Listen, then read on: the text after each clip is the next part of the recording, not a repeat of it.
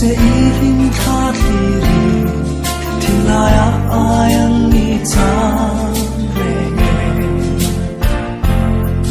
vandum bole borwa thiang kara har kan run riang te hian mo cây lung ngol hian lung chim ten kan don vong vong trin che a sak me ton tu ram si lo ka thia sak me ton lo kar la thia kan ka lam tuang a thui vong vong ka thu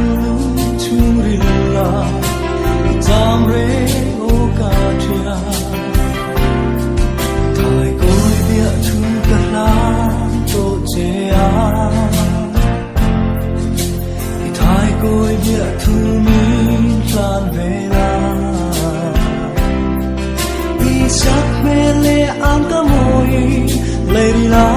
fan nge ye eng ti ka kom ni her ve am mo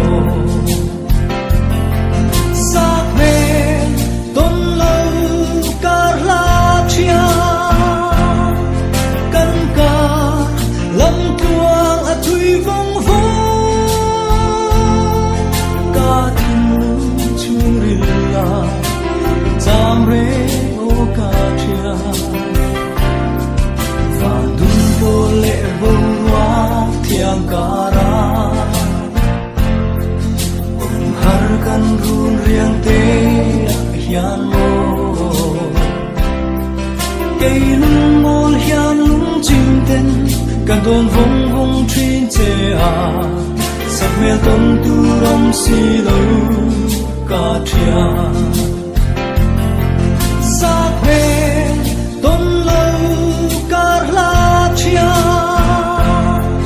kan ka lam tuang a thui vong vong